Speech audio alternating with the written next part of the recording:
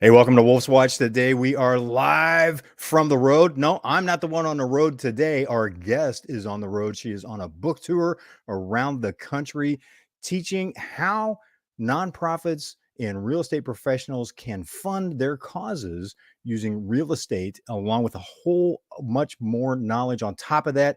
Stay with us. We'll be right back.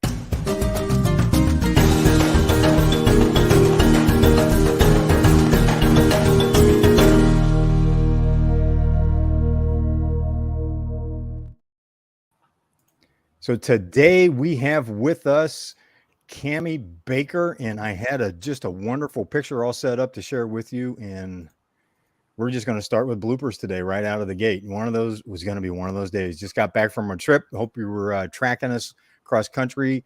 Cami is touring the country in a 30-foot RV. We met when I was in Dallas, Texas, through our mutual friend Tim Gillette. Sorry, Tim who? Tim Gillette. That's right. Jeez, I was futzing with something else. This is welcome to my blooper reel. Be present. Come be with us, Jeff. In the moment, huh? What? Oh, hey, Cami. I are a professional. Holy cow. Cami, thanks so much for being with us today. As you're watching this, grab something to write with. This is going to be a great conversation. Cami is doing incredible work touring the country. And I wanted to start right with what is, how is it that so many people working in the not-for-profit space, in the fundraising space, are making this massive mistake that you're teaching everyone about? What are they missing?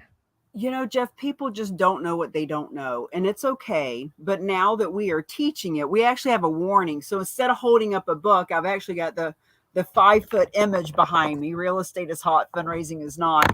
And in the beginning of the book, in the beginning of our master class, we give a warning. And the warning is you can't unlearn what you're getting ready to learn. And once you know the truth, this can be a blessing or a curse. It's a blessing if you share it. It's a curse if you keep it to yourself. And the reason that nonprofits just don't know about gifts of real estate and how it can be risk-free and easy and no money out of pocket. Here's the thing. There's 1.5 million nonprofits. 99 more than 99% of them are not only not asking for gifts of real estate because they think it's complicated, and they've heard horror stories, a lot of really true ones, and they're just scared to death of it. Not only are they not asking for it, but when it comes their way, they are turning it down. And the fact is, real estate is 43% of our wealth in this nation, as opposed to 3% of cash. So when nonprofits aren't benefiting from the proceeds, they don't have to take title.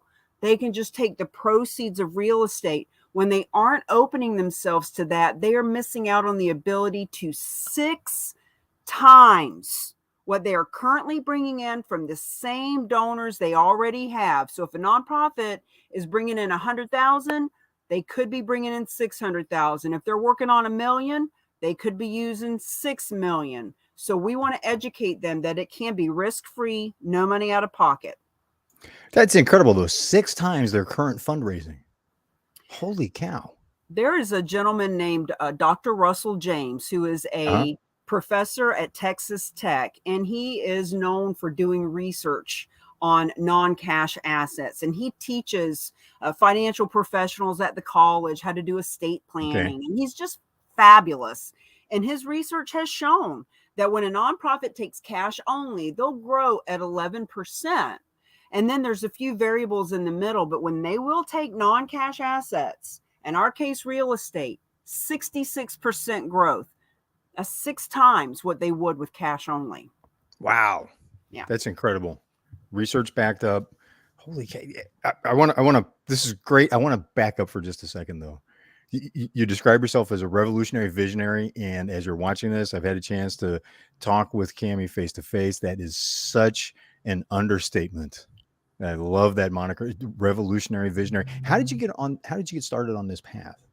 Well, Jeff, let me just say, you are visionary as well. I can't have this conversation with 95% of people I meet. So thank you for what you're doing in the world too. For me, how I got on this path, I mean, I guess it kind of starts back when I was 8 years old and I saw that kids at my school had money in their pocket and they wanted my gum. So I started buying extra gum and selling it to the other kids at a 500% markup. And then when I had money in my pocket, I was loan sharking it out at high interest. 500% markup. Oh, holy cow. Well, when you buy a pack of gum for 10 cents and it's Yeah. got 5 sticks in it and you sell each stick for 25 cents. I mean, it kind of adds up, look, Right. this But is it's 40 just years ago. the thinking at that age.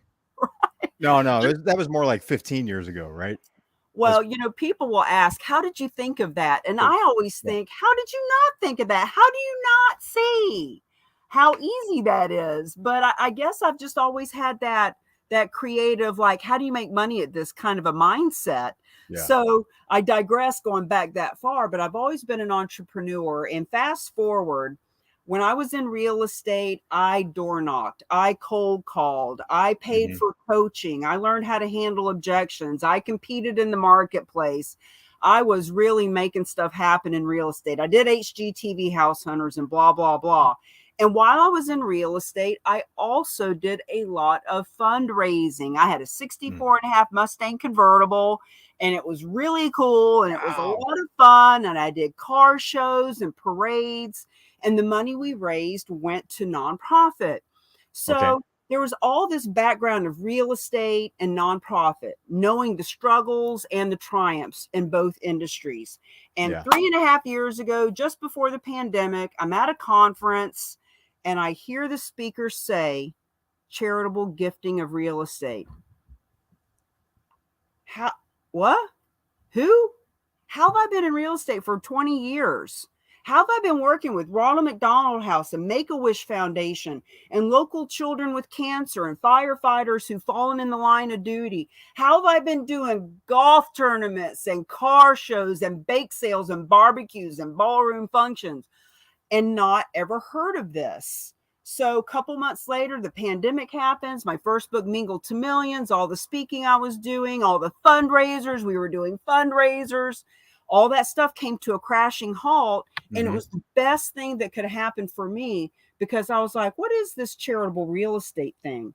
And I Oh. started delving into it. I started researching it. I Mhm. started Mhm. interviewing people. And within about a year, I became one of the experts in this industry so that we can teach real estate agents how to have a unique sales proposition, how to make money making a difference. We can teach the nonprofits that the donors they already have will Mhm. donate real estate. Not every one of them, but all you need is one for the average of $600,000. So it's a Holy matter cow. of Six so educating. that's such a huge jump over what the average you would be rate fundraising from a typical donor.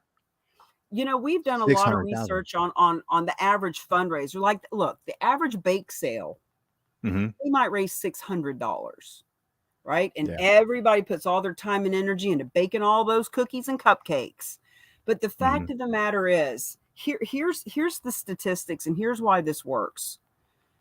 As a nation, whether you make 20,000 a year or 20 million a year, as a nation, we have less than 3% of our wealth in pocket change, in our checkbook, in good old-fashioned cash. As a matter of fact, according to Dr. James, it's 2.7% that we have access to in cash.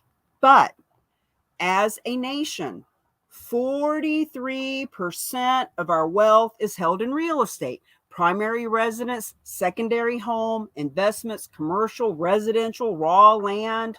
And so when you look at that, and then you understand that the 474 billion a year that nonprofits are bringing in, 90% of that is coming from the 3% of cash, and only 2%, 9 billion, is coming from real estate. So it is happening. It's been happening for 100 years, but the numbers just don't work. And so Seems completely backwards from what it should be. totally. And the reason that it's backwards is because nonprofits that have accepted real estate have gotten themselves in a pickle. Maybe it was contaminated. Maybe they took title to something, not realizing they couldn't sell it, or whatever the horror story is. Because it does seem that would be an incredibly complicated process Well, to it go through is. and actually get it right. It is. And that's why we don't want them to do it.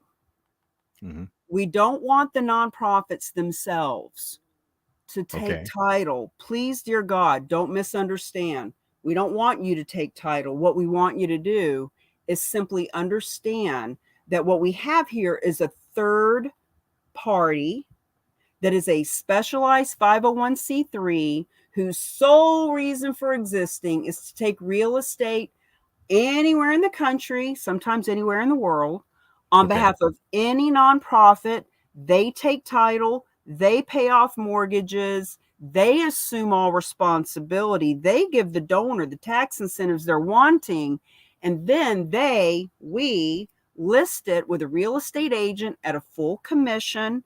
And once all expenses are recouped, the donor's designated nonprofit receives 90 to 98% of the proceeds. It is that simple. It really is that 90 simple. Yeah. 90 to 98%. Yes. Wow. I'm And just thinking of the scandals that I've heard over the years where that doesn't necessarily happen. The money doesn't get where you want it to go. What a way to really guarantee maybe a strong word, but to assure that the money is going to the people that need it so that they can do the work that they're doing. well, Jeff, when I started doing my research, I did find groups that do this type of a thing, but keep 70% Oh, of the really? proceeds. And look, hey, 30% of a $600,000 donation is better than a big fat goose egg, if they're Right. not going to get any. But that's really working the system. That is really taking advantage of Yeah, people's good-hearted nature. But exactly. we have the vetted resources, and I'm not even going to share who they are on this show. You got to reach out to Sure. me, right? I mean, Sure. we've put 3.5 years into putting together a certification, a Mhm. master class, marketing pieces, funnels, and ways for people to find these donations of real estate. But look, here's the spoiler alert. The donors of this real estate are already on the nonprofit's donor list. The donors of this real estate are already working with financial advisors who Really? know that their clients want to be more philanthropic and that they need tax deductions. We're just not educated enough to have these conversations. And that is why Mm, traveling the country in the right. rig, visiting Dallas and other places, letting Yep. real estate companies know, tell the nonprofits. There's on average 500 nonprofits per county in this country. Per county. Per county. Holy cow. And in Florida, it's 2,400 per county. And in California, it's 5,000 per county. Wow. Yeah. And they're not, and the vast majority of them are not leveraging the use of real estate gifting to help with their fundraising. 99% of them are Wow, not. what a missed opportunity. Huge, Yikes. huge missed opportunity. And the nonprofits are really the slowest to understand how this works. They get kind of caught up in the old fashioned thinking. Well, we're kind of too busy for this. Mhm. We're doing our fundraiser, and they're doing the same fundraisers, right? The same bake sales, the same golf tournaments. Friends, when you think about this, who is at a golf tournament? Jeff, if you go to a golf tournament, who do you see at a golf tournament? Lots of potential donors golfing. And typically, if people play golf and like playing golf and have time to play golf and have the resources to play golf, do you think they might own real estate? Typically, yes, I would Yeah, imagine. yeah. So, 'Cause it's not an inexpensive sport to be in, or a pastime to be involved in. I well, realize it's a sport, but it's also, I think a lot of us, it's more a pastime. For me, it's more a way to dig holes in somebody else's grass. well, let's face it, historically, country Yeah. clubs, golf tournaments are known to Yes. attract high net worth individuals. So, friends, if you're doing a golf tournament, please do your golf tournament, go have fun, play in the sun, but just let people know, have a little moniker right on your Hmm. flyer, right on a table. Hey, by the way, we can benefit from gifts of real estate. This is all about just educating people and letting them know, because here's the thing. If you Google gifts of real estate, how to donate real estate, who takes gifts of real estate, you'll Hmm. find nonprofits like Salvation Army or Cars for Kids and another dozen or so that we talk about in our classes. And people will say, well, Cami, why would you tell us other ones that take real estate if you want us to do it your way? Because here's the thing. If a donor just wants a tax deduction, if that's all they want, Okay. Salvation Army, Cars for Kids, great. Here's the problem. Your church, your veteran group, your Yeah. animal rescue league, your community, your realtors, your financial advisors aren't being paid. They're not being compensated. The donor's not choosing your veterans group. Cars for Kids is brilliant. They have a campaign. They're letting people know, hey, we accept real estate, but they're not going Hmm. to give any to your veteran group. They're keeping it for themselves. So the Well, reason the Real Agents of Change were created was so that all nonprofits can benefit from real estate. and what a way to really leave a true legacy for a local organization that's so close to your heart, so close to the 1000%. community that you've grown up with, been a part of for so long, and then be able to make sure that's something that can become intergenerational. Well, and the fact is, there are people, right? Look, think of all the baby boomers. Hmm. Holy cow, hundreds of thousands of people that are in their 70s, 80s, 90s. And friends, they don't all want to leave their stuff to their kids. They don't all have kids. They don't all have kids that want their stuff. As a matter of fact, we teach people how, look, if you've got $1 million condo, it's all equity, pull out a couple hundred grand.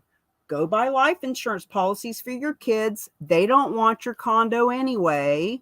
Get them a life insurance policy. Now they get the money that they want, and you can donate the rest of it to the nonprofit world. So there's a lot of fun ways to be creative Hmm. with how to take care of everyone. It is a win-win-win for everyone.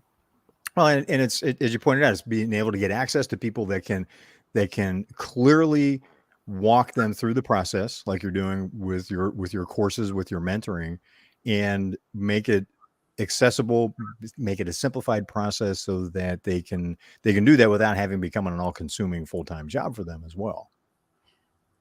As a matter of fact, we have a couple of experts. Dr. Russell James is one. Another gentleman is Rick Peck, who is a big part of community foundations. I've been Hmm. interviewing these guys quite a bit lately. And Rick said the other day, he said, it's not just teaching people that it's possible and how to do it. If you look at the other side of the coin, it's how to teach people not to do it wrong, not to Mm, do it incorrectly. So, in other yeah. words, letting people know well in advance, listen, you might be retiring or liquidating your estate or wanting to be philanthropic in a year or 3 years or 5 years. Let's set you up to do it the right way, because it's really disheartening to find someone who has a $1 million piece of property. They've already got it on the market. They've already got a buyer lined up. Oh, oops, I just heard about this. I think I want to donate. Well, it's too late. If you've Yeah. already got a buyer, you can't, there's IRS stipulations. So let's set people up for success. Let's let them know well in advance that this is a part of their estate planning so that your community can benefit. I mean, imagine if 1%, if just 1% of the nonprofits in your community, I mean, the average county has 499 nonprofits. If just 1% of them, five, were to get a donation of real estate this year at an average of 600,000, that is an average equity from one piece of property of 600,000, you're looking at $3 million coming into your community. What would Mm, that do for the yes. homeless? What would that do for the veterans and the kids and Exactly. the animals? Exactly. And that, to me, that was part of the key when you were helping me wrap my head around the how simple this could be, even though it looks complicated on the surface, in terms of being able to really have a local impact. So it's helping communities get back to, look, we need to take care of our neighbors. We need to help each other and move more in that direction to solve problems that when we look at the overall issue, it's like it's impossible to do something about. But yet, with that many not-for-profits already operating in local communities, and the donors already being involved with them, what better way to really have local control, local community, and, and again, something that it's not just a band-aid. It's now we can really start changing the direction of some of the problems, like homelessness, for example, Well, as a abusive drug abuse, and other things that go along with that. when you mentioned Band-Aid, let's be real honest. A fundraiser is a Band-Aid in the Yeah. moment. As a matter of fact, in the book, we give the analogy of the difference between carrying buckets of water versus creating a pipeline. Hmm. In the story, if anyone's ever read the parable of the pipeline, there's a village. The village is full of thirsty people, and the water is miles away. So the guys are carrying buckets of water to the village, but the village is getting thirstier. The village is growing. So one of the guys is smart enough to say, I think if I dug a trench, I could create a pipeline and get the water to flow continuously. And in our analogy, the village is the nonprofits. The thirst, the water is the funding. They are thirsty. They are in a drought. They need more water, but there's only so many Yeah. buckets we can carry. A bucket is the fundraiser. So instead of going and getting a bucket of funding every time you need a bucket of funding, what if you actually just had a pipeline and you could turn it on and it could just flow to you? We're not saying that you're going to get 20 donations and $100 million this year. What we are saying is you'll never get any if you don't ask, if you don't educate. And what if you got one this year? And what if you got one 3 years from now? And Hmm. what if the community started to understand that this was a way that it helps the donor too, because it gives them a way to give smarter. The tax Yep. incentives for the right people, are so massive. We just want people to know that this is an option. And the real estate companies and CPAs and financial advisors, friends, 87% of your community wants to work with those that are on purpose, that are socially responsible. And instead of Yeah. picking 1 or 3 or 10 nonprofits, what if you just help them all? Mm. That's a mic drop moment right there. What if you help them all? Mm. I love it. And I want to come back to that, because mic drop makes me think of Magic Mike. And I hear some birds in the background. So are Yeah, you actually outside while we're talking today? I am. I normally have my background on and try to look all professional, but I know we're about adventure. And Yes. so would you like a tour of my rig? I would love to. And just as you're watching this, Cami, I'm sorry, Cami. Good Lord. What a It's okay. morning. I I get it got all. I thought I was going to be on the road today, and I was thinking about where can I have a live background, and ended up getting back late last night instead. But as you're watching this, Cami is in the midst of doing a nationwide tour with her rolling 30-foot rig, Magic Mike, and we are about to get a tour of just this incredible setup that she has.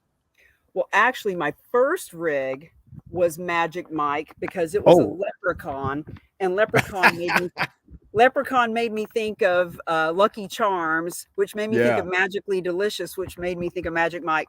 This love that. one is actually a Chateau hammer. And so I call it, excuse me, it's a Chateau Thor. So I call it the hammer. So this is the hammer. So as you can see, starting from the outside, we have our scooter that gets us around. And I've even branded the scooter with the rock. And we've got the book on both sides of the rig. It's 5-foot image.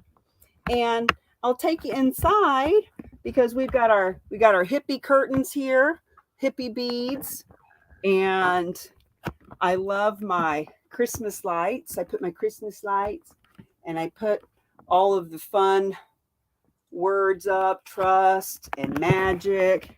And as we come into the boudoir, we have peace signs everywhere. And I love my boudoir where I've got all my lights and some stones and my my dream catcher. So this What a is my, wonderful space. I love the feel of it. Just even on camera, it just seems to be such an inviting. It's like a rolling luxury condo. and then this is Raven. Hey, Raven. Raven the rescue rig dog. Raven the rig dog is rolling with the rock. So we just love, love, love our fun setup. And every time I get wherever I'm going, I'm out hanging up all my signs. I got my cool little dealy bob there. Nice. But I hang everything up, and it's kind of like playing house everywhere I go. And we can set up in a Walmart parking lot for a day as we're Uh, traveling around. We go to real estate offices, nonprofit offices. I'm part of Thousand Trails, so we set up here in the woods for a couple of weeks at a time. and doing book signings. And thank you again for I was so glad to be able to pick up one of your books and have it signed. It was awesome.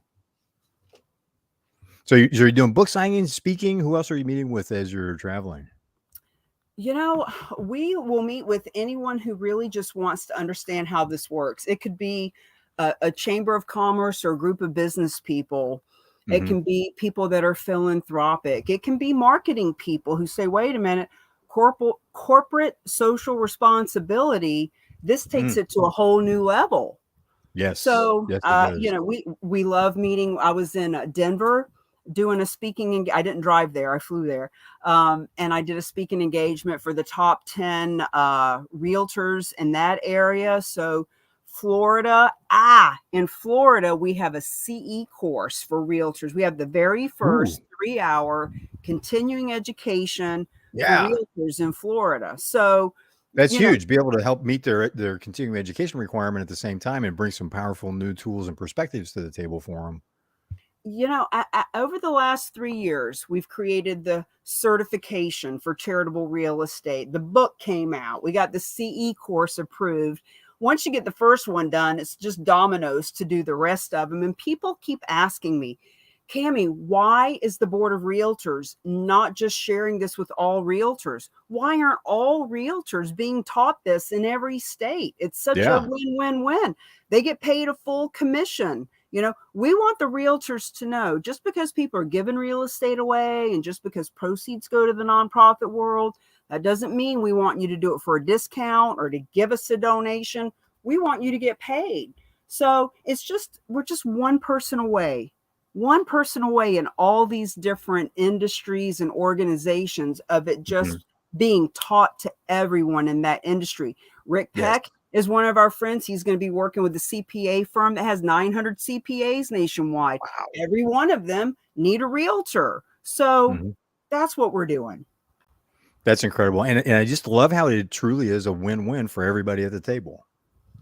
It so is. And, even though we can help all nonprofits, there are sub niches. If a realtor or a financial advisor wants to work with veterans or Mhm. animals or children, I have a soft spot for animals since I've been in Texas. Gosh knows there's horses everywhere. I'm thinking maybe I'll even just start stopping in at the horse farms.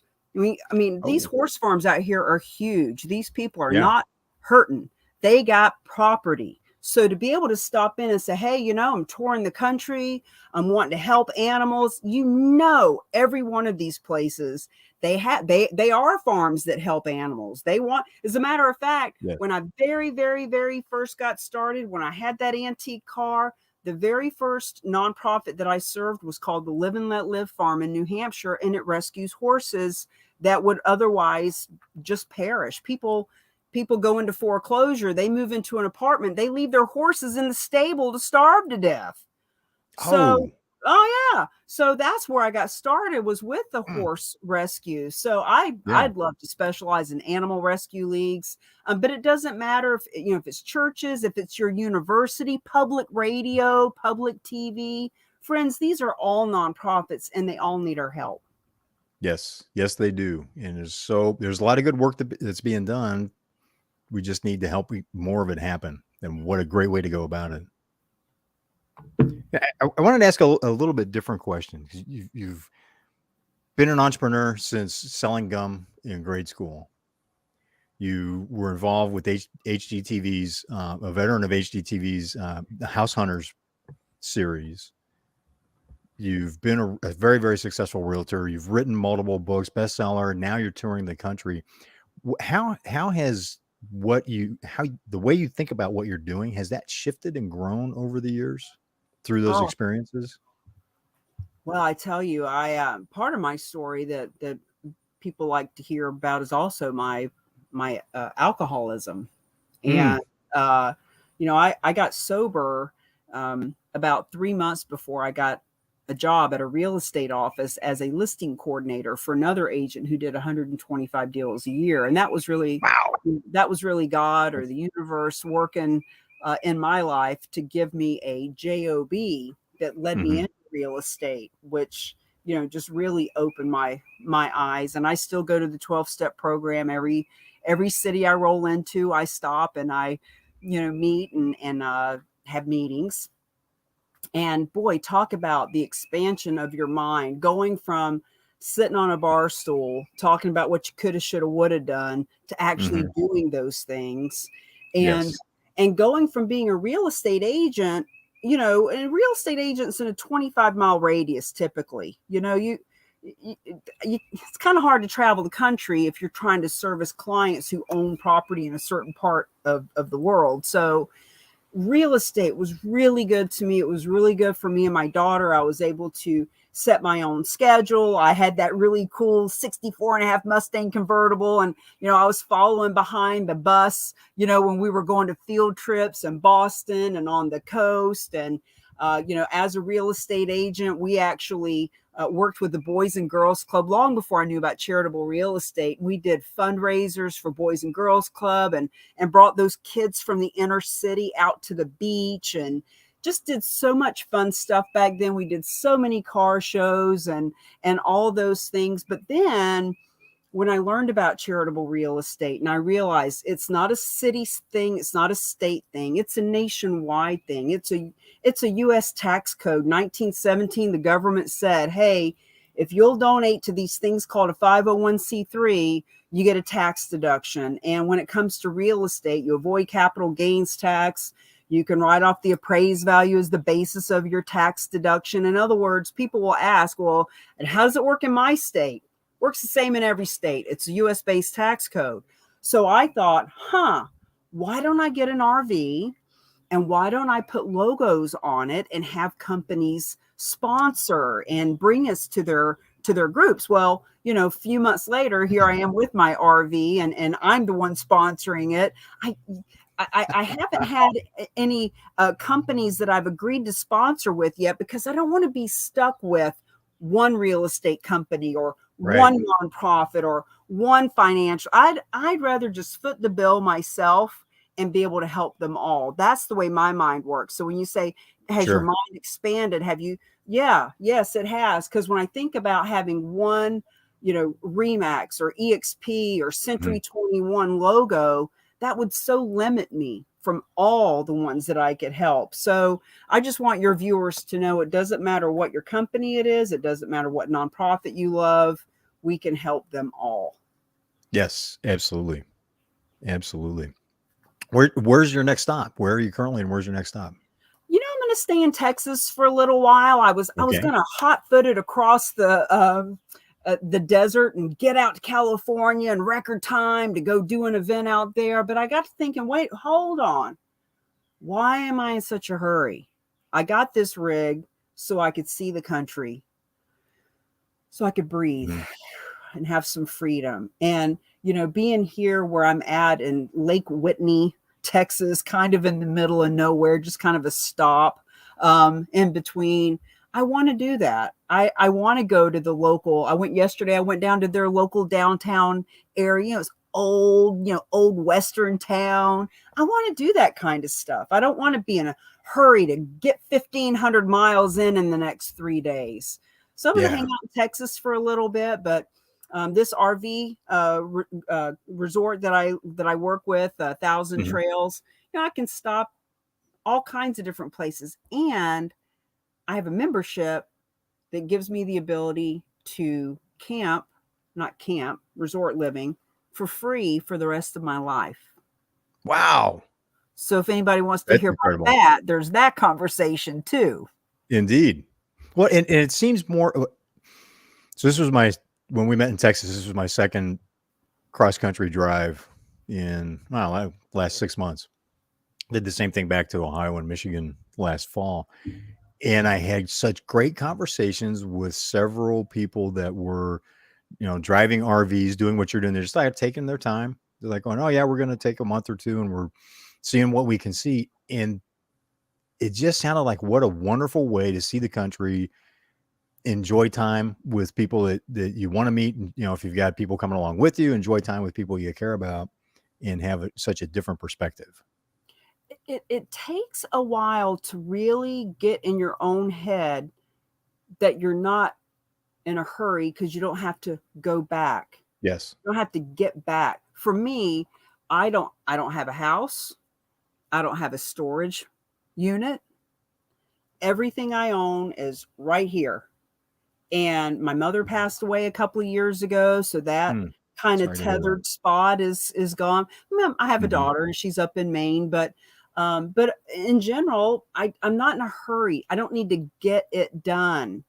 I don't need to Yeah. get back and make sure that, the water pipes haven't burst or take care of an animal to pick up or whatever. I don't have a neighborhood of people to hurry up and get back to. My friends are all over the country. I meet with my friends like you, like Tim, like others via Zoom, and it doesn't matter where I am. Now, granted, Right. I do like to stop, and I've got friends in Vegas. I got friends in San Diego. I got, and Scottsdale, etc. So I'll stop and visit with people, but there's such freedom in knowing that there's no time schedule and you don't, and I'm never going back. I'm always going forward. Yes. Yeah. Yes.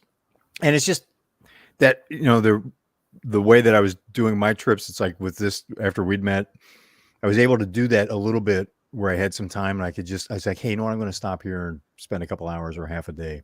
Or I was out at Sam Rayburn Lake visiting a friend that had just had some surgery and carved out an extra day there. And gosh, just sitting by the lake, listening to the birds. What a wonderful way to spend an afternoon. And it changes everything. And it just reminded me of there's so much to see, so many great people to meet when you have the opportunity to travel without the time crunch. Amen. Then And I had something that came up here in LA and it's like, okay, I've got to chew concrete to get back in a couple of days. And it always leaves me with a longer list of things that to stop and see on another trip, or to go, what, next time, going to work that schedule better. So there's more time to stop and chat, stop at a diner in a small town and get to know some people. And what a wonderful way to travel around the country. It's just always so encouraging. well, Sorry, and when I'm you getting on my soapbox, but I just love doing that because it's just all these amazing. I had just one amazing story after another that came out of the trip where I'd stopped. I'm doing something. I'm just enjoying the environment or learning a little bit of the history about an area, and all of a sudden start chatting somebody up, and it ends up being a wonderful conversation. Or someone asks for directions. Always watch for someone asking for directions. That's usually a sign, so to speak, that something interesting is about to occur.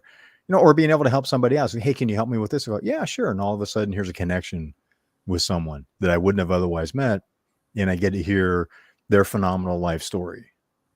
They had a couple of those situations occur. And it's just like, well, what a blessed way to be able to get to know people and you would invest love, the time they have. Jeff, you would love having all your stuff in an RV because, there would have been a time I would have been doing what you're doing, and I would be like, I need to change my clothes out. Like, I'm tired of wearing the same clothes. Or, wow, what if my medication runs out and I got to go back home to get it? Or, what if I needed my birth certificate, but I don't have it with me? In other words, when you have everything you own with you, you don't have to worry about changing out your suitcase or refilling the medicine bottle or whatever that is. So it's taken me a while to really get, and there's also the mindset that you're on vacation when you're also actually still working. Yes, I You love know, that.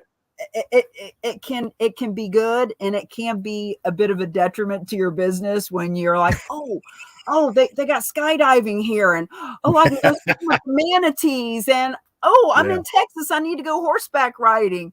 So I mean, there's the option of doing all that, but I also do need to remember I got interviews to do, and I got people to Right. meet, and I got classes to teach, and I got product to sell, because if you're not making money, you're not able to go make the memories either. So, This is there's a true. little bit of that. But still, the entrepreneurial path is a lifestyle, Oh, right? And we need to be mindful as entrepreneurs. Are we building the life that we want, or are we getting caught up in being business owners and being shackled to the business? And they you're setting a say, great example of going, look, I want to purposefully build this lifestyle so that it all fits together. It's possible to go skydiving in the afternoon, then do some podcasting and run a certification course and whatnot afterwards. It's like some people have the option of, we're at the office. Oh, look, it's lunchtime. Well, let's take a little bit longer at lunch and we'll get a couple of people and go down the street to such and such cafe. Well, that's nice. But why not be able to say, hey, you know what? I've got a 2-hour break in between here. Time to go horseback riding for lunch before whatever the next scheduled thing is that you need to do business wise occurs. well, for me, one of those things is the ability to take a nap every day. Oh, yes. I love that. I am with you. I've so come to appreciate power naps in the afternoon. They say that entrepreneurs are the only people that are willing to work 100 hours a week to avoid working 40. Yes. Which is why we need to be mindful to craft a lifestyle, right, that we enjoy so that it's energizing, not draining. Well, some people have the misconception about RV living too. I was at an AA meeting actually a week or so ago, and they always say, are there any visitors? And I always say, well, I'm traveling the country in my RV. I always stop in at meetings, and this guy says, like being in an RV, like it would be so expensive to keep it up and the maintenance. And he said whatever, and I said, I actually have found that RV living is way cheaper than Oh, having a house. really? Way cheaper.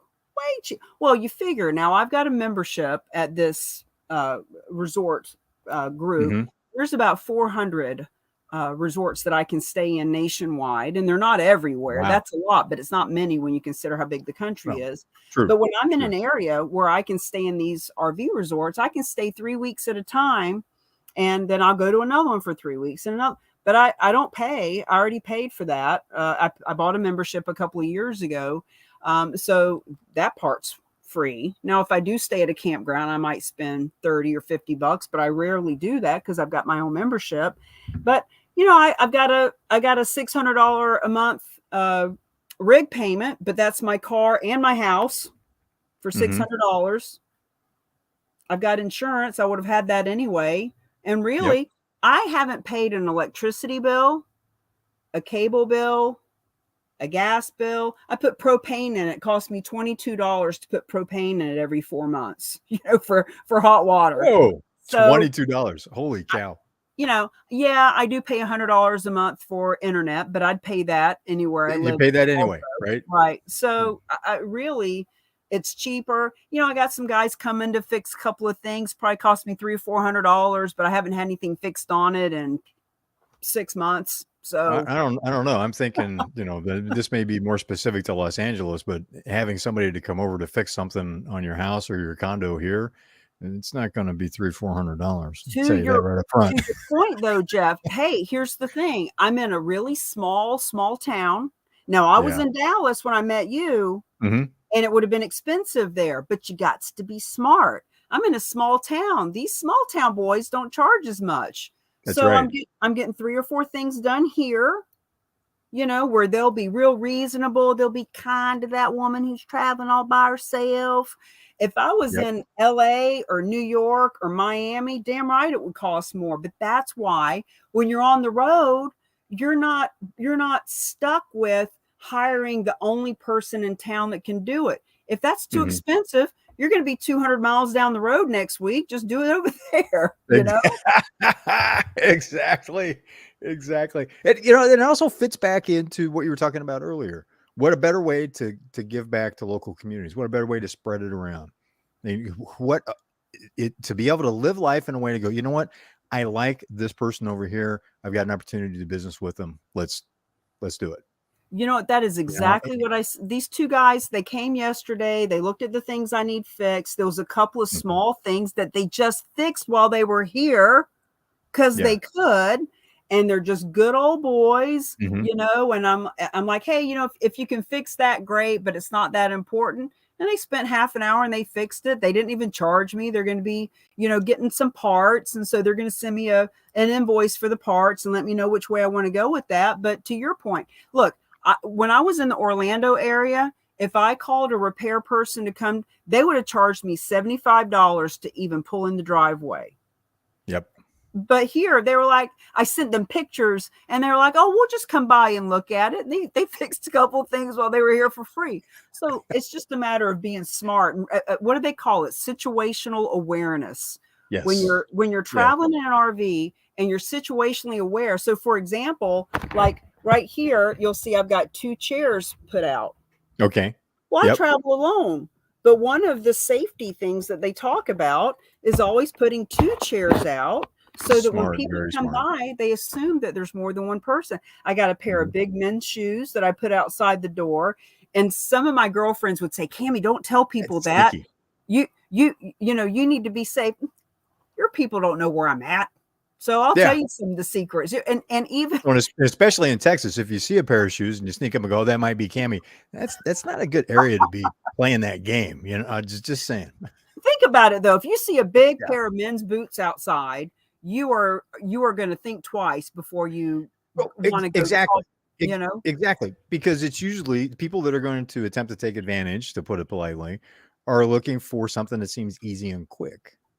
Or someone they can get, you know, that they have an advantage over, they can get the drop on. And if you just enough, those little steps, and it's great to share that because that's applicable pretty much anywhere, really. If we think about it, you know, as you're Well, watching this, if you think about it, what do you do where you live to have some situational awareness? Because if they just raising the question in an evildoer's mind, they're going, that might not be a quick and easy takedown. They're going to move on. exactly. That they don't want complications. They're going, this is going to complicate things. So no, no, no, no. I wouldn't even have thought about that when I was living alone as a woman. But even if Mhm. you're in an apartment or a house, get a big ass pair of men's boots and put them outside. It can't Yep. hurt. And Yep. I Get and them I muddy so it looks like you know, just took them off because they don't want to track it in the house. And seriously, I mean, it's just smart. And I'll give you one more Mhm. tip while we're talking about it. I was actually interviewed last week by a woman that I know that does safety, and I guess this month is sexual awareness for sexual predator Mm. month or something. Mhm. So another trick. Now I showed you my big 70-pound big black dog that when people see Yes. her, they cross the street. And she ain't nothing but a big bag of love. She wouldn't bite a flea if it was biting her. She's completely useless when it comes to But you safety. don't know that. I've saw because when we met, you were walking your dog when Tim Right. introduced us, and that was the But first thing I noticed. Go, okay, be mindful of the pup because you don't know when you're walking up. well, so here's what I did. I was in Fort Worth at a convention, and there was a parking lot behind the convention center that has gas and electric hookup. Who knew? A Okay, water and electric. So nice. I'm parked out back, and if I'm in an RV resort, I'm completely relaxed and I'm not on guard hardly at all. If I'm in a Mhm. parking lot, mm, now I'm Yeah. listening, right? So the wind was blowing and I heard a little something that had me wake up. And my first thought, I look over at the dog and she's just, she's under the bed. She didn't care. So I got on YouTube and I Googled snarling scary dog. And I've got a couple of videos that I have saved on my YouTube. And I mean, It's brilliant. I love that. and I've got a speaker that if I had to, if I was inside and I really felt threatened, I could turn Mhm. that on and I could move around with that speaker too, right? And if people have seen me with the dog, they would just assume it's her. Now, mind Yep. you, she's under the bed with her head under the blanket. She's scarier than I am, but There you go. Yep. It's just a safety thing, because to your point, even if it sounds like a little yappy dog, that's still something they don't want to deal with. They want an Hmm. easy target, and a Yeah. dog in the house that's snarling is not an easy target. Not an easy target. Well, just the fact that you're paying attention, they'll pick up on that. And it's like, okay, here's someone who's paying attention. Let's find someone who's not. It's So, so true. And I just have to say this too for our listeners, because this is a great tip. My whole life, I've been one of those people who walk with purpose. I hmm, walk like I know where I'm going. I look like I own the place no matter where I am. And I remember being in Puerto Rico when I was 22, walking through just the whole downtown bad area, but walking like I had some place to go, and not one person messed with me, talked to me, came at me. So when you're wherever you are, don't look like a tourist. Don't look like you're confused. Don't look wishy-washy. Walk with purpose, and people will leave you alone. They've left me alone my whole life. Even at the bar, they leave me alone. amen. Amen. Even if you're asking for directions or for help, if you still have that presence about you, it's a different conversation. Amen. And I'm watching the clock. I promised we keep it crisp and not go over an hour. You're doing so much. Everything you do with the way you're living your whole lifestyle is about contributing back, connecting with the parts of the country that are not necessarily the big city, and helping people be self-reliant. I love that. That's a huge theme for us and an overriding goal, which is why I really appreciate the opportunity to be able to have you on the show. Hopefully we can do it again, because I think I heard 3 or 4 things that we could do like an entire segment on all by itself, and love to help get the message out, but also keep track of where you're at in your journey too.